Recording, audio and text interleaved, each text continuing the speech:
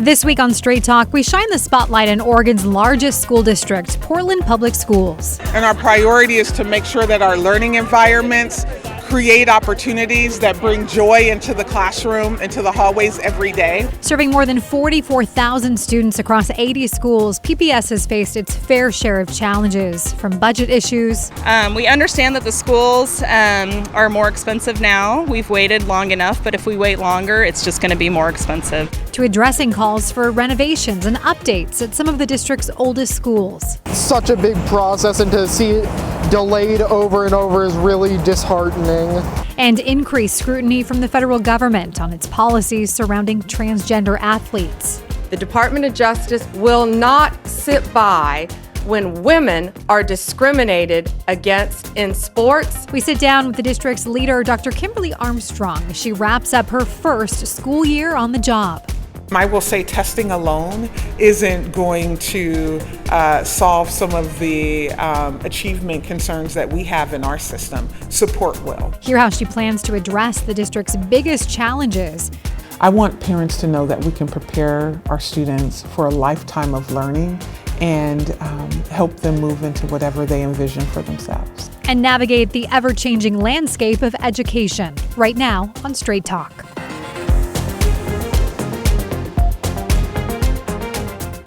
Hello and welcome to Straight Talk. Thanks for joining us. I'm Stephanie Domerat. Now this week we are talking about Portland Public Schools. Joining us today is Portland Superintendent Dr. Kimberlee Armstrong. She was appointed to the position in June of last year after the previous superintendent stepped down. Before accepting the role at PPS, she served as the Deputy Superintendent for Evergreen Public Schools in Vancouver.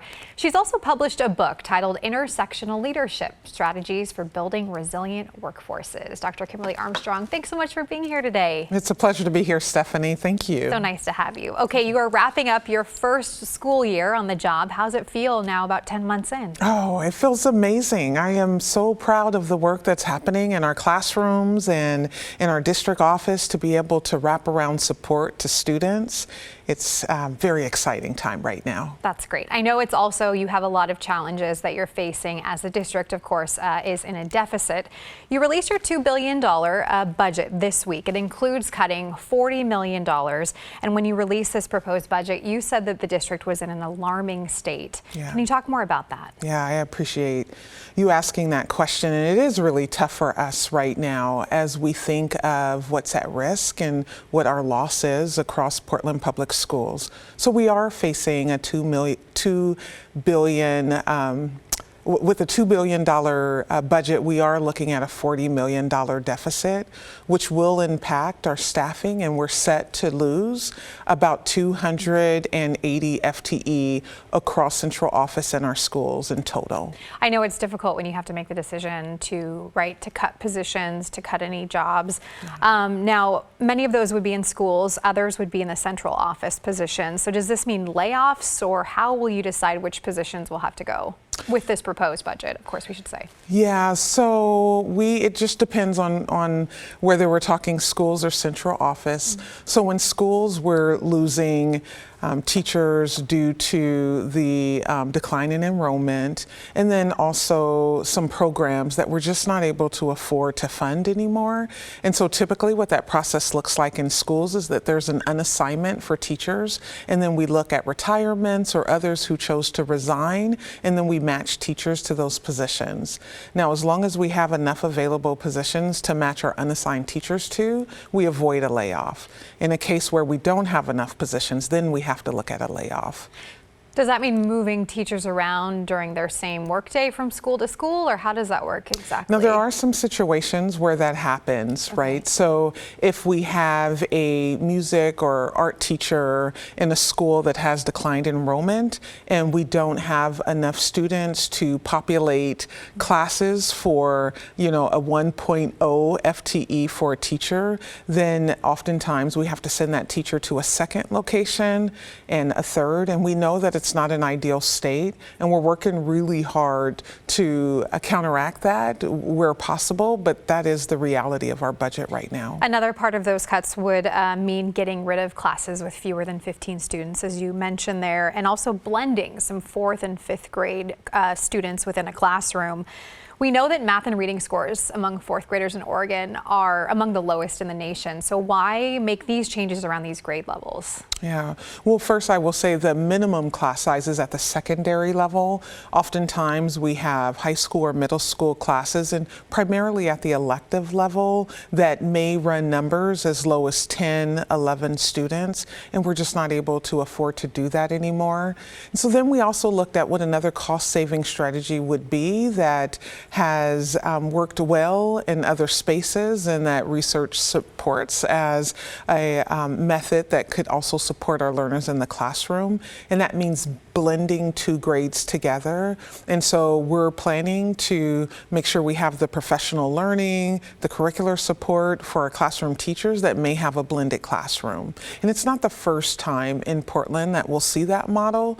We already have several schools that blend grade levels. Is there concern that fifth graders wouldn't get the support they need to kind of move ahead, and then those fourth graders who are struggling, wouldn't get that extra help at that point because you're doing two grades essentially at once? It seems tough. Yeah, we don't have any concerns about that, and I think that's where our professional learning and the support with curriculum and that scope and sequence, the unit planning that teachers tend to lean into, where that support will be helpful. So in those fourth and fifth grade blending classes, would they get more resources to kind of make up for that difference? Absolutely, Okay. and we are going to make sure that those class sizes aren't our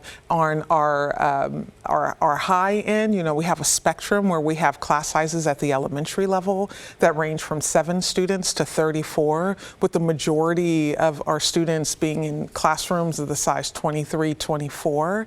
And so we really see that as an ideal spot for our blended classrooms. Speaking of the math and reading in fourth graders, what are you doing around that to kind of get ahead of being ranked so low? Yeah, well, about 3 years ago, we adopted curriculum in both English language arts and mathematics. And what's exciting now is that our students that have been engaged in that curriculum are hitting those grades of third and fourth, year. So, they will now have been in school with new curriculum for a few years, and we'll be able to see how that shows up in our results not only this spring, but next spring as well.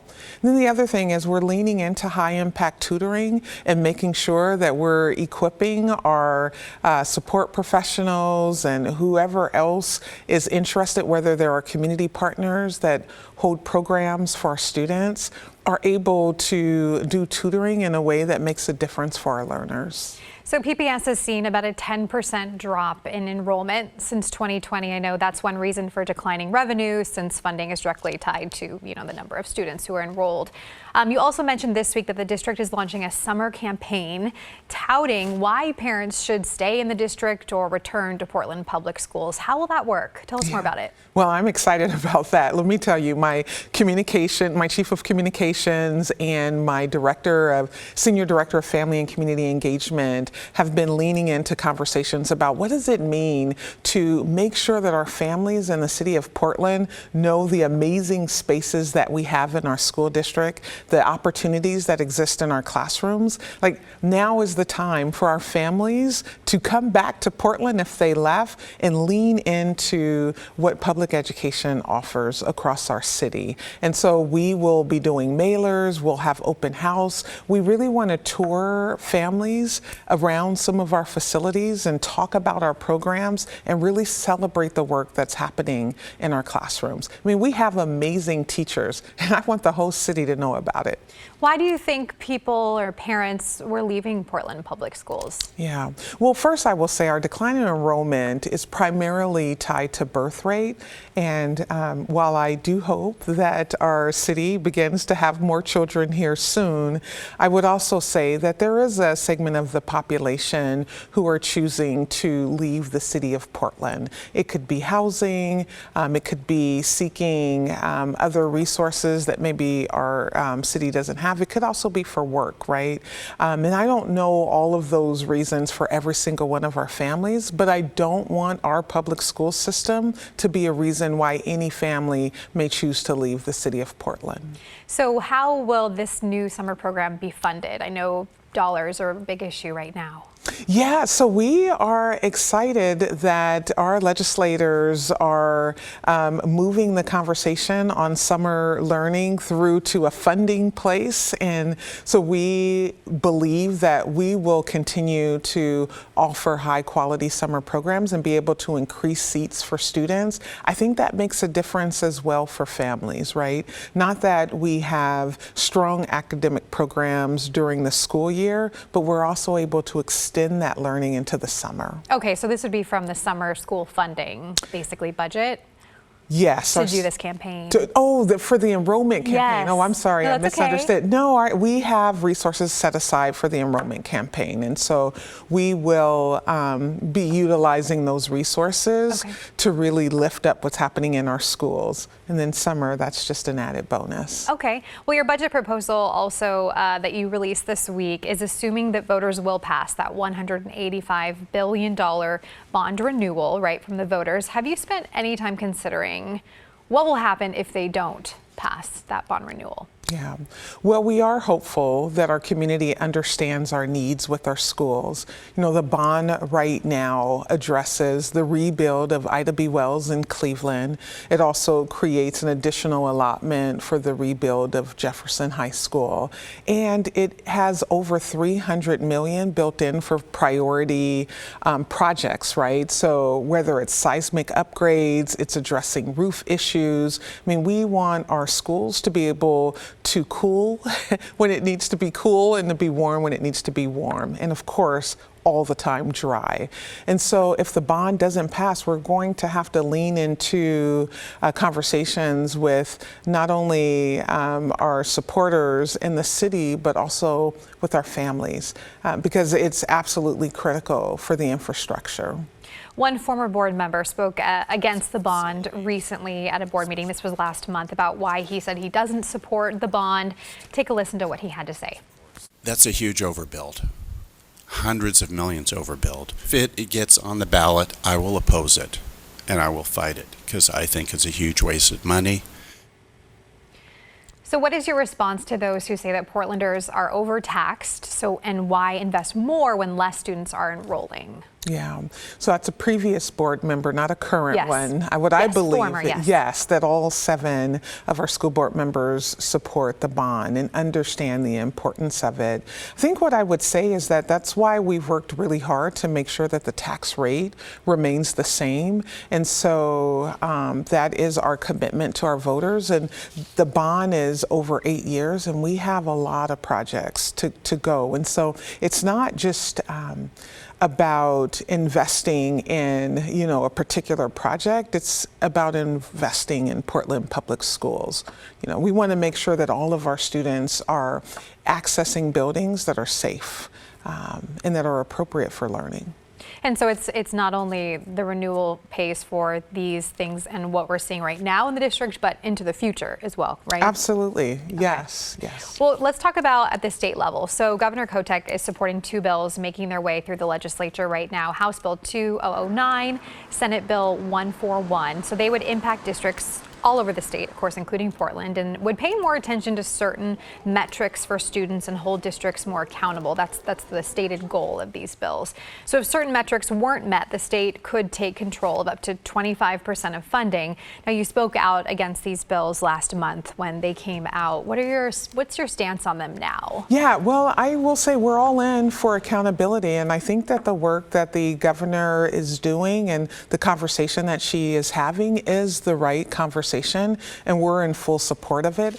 I think what we offer, and what I added last month, is that we also need to talk about support. Right? We want the city, the state, the community to hold us accountable for delivering a quality public education in every single one of our schools. So that isn't a conversation that we want to avoid. We also just need to make sure that we're supporting our schools by investing the funds into the programs that we have to ensure success. Are you in in support of these bills right now? Yeah, absolutely. I'm in support of them. Okay. I just have an additional ask. Yes, You know, okay. we really need to fund at the quality education model, right? Have you been able to speak with legislators or the governor about that? I have. I've been able to go and testify in Salem and share our reality and share those examples of why we need more funds. And I understand that there's some work that needs to be done to get to the quality education model. We also have unfunded mandates. We also have a special education cap that limits our funds that we're able to receive to support our students with IEPs. And so in absence of those funds, we're still going to educate our students. And that means that we're pulling those funds from the general fund. So you hope these bills will pass, and just with maybe some tweaks or some additions Absolutely. in the process. Yes. Okay, let's talk about what's happening federally and federal spending. So we know the Trump administration has been working to reduce federal spending. Is Portland's district seeing an impact from the Department of Education cuts or in any other way right now? Yeah, well, I will say that it is always difficult when the folks who are in the federal offices aren't available to answer our calls and who have typically been in place to provide technical support. We're already feeling the impacts of that. And we also say that as a city, right, when there are reductions to, whether it is food banks where our families are able to access or anything that's related to their health care, we feel that as an urban city, as an urban school district serving an urban city. We have heard about potential reductions to the federal budget in terms of like Title I, Title II, Title III. We did make a decision to hold back 25% of our Title I funds so that if there are reductions, we're able to, plan forward and not necessarily be in a position that will be more impactful by being surprised. And if it turns out that those funds aren't reduced, we'll make sure that those funds are back to schools. Do you happen to know that if that 25% was filled, you wouldn't have to be making the $40 million in cuts right now? Do you know? Well, the $40 million cuts are from our general fund. Okay. But I will say, I appreciate that question because that 25% that we held back did have implications on our FTE. When I think of Title I funds and the way that schools typically use those, it may be for tutoring support. Schools may have used those funds for like an intervention teacher or someone to support with reading and math. And so a decline in those funds mean that that's a decline in the supports for schools that are designated as Title I schools. So those potentially, we could see a decrease in the number of cuts if that funding does come through. Yes. Federally, okay. Yes. And then also you said that calls are going unanswered when you were trying to reach people. Can you talk more about that? Yeah, well, when we think of the technical assistance, when we are navigating grants, whether it's Head Start or even just anything connected to federal funds, there's typically been a call center where we're able to talk with our folks who can help us navigate questions around grants or any other technical issues that may come up. And so we found out about a month or so ago that that department was cut. And so we don't have anyone available to take those calls and to help us navigate when we have questions about either a grant or technical assistance. Okay.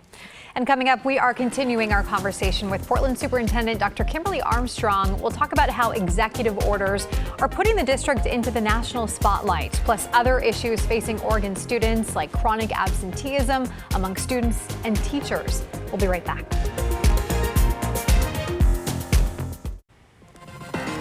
And welcome back. We are continuing our conversation with Portland Public Schools Superintendent Dr. Kimberlee Armstrong. Kimberlee, thanks for being with us today. A lot to get to, so we will dive right back in. But Portland did make national headlines recently after the Trump administration opened an investigation into the district for letting a transgender student compete in a track and field competition. Now, the U.S. Department of Education says this is a violation of Title IX, which is a law that prohibits discrimination on the basis of sex in any education program. What were your thoughts when you learned this? Were you surprised? Well, I was absolutely surprised. I actually found out about it at the same time as some of our elected officials. And we find ourselves situated between federal law and expectations and then our state law. And we feel and will continue to be in full compliance with our state law and also under the guidance of our athletic association. Where does that stand now? Well, it still stands that our students can participate in a sport based on their preferred gender. Okay. And as far as the investigation goes, that's ongoing. No updates on that? It's ongoing. We have submitted a response and we are looking forward to the next steps, and we are in full compliance and plan to fully engage in the investigation as appropriate. Okay. Well, President Trump also signed an executive order to do away with DEI programs and policies and even threatened to pull funding from Oregon schools. We do want to mention that just this week, a judge actually halted that order. But has the district taken any steps to look into their policies or make any changes to maybe get ahead of any potential funding threats?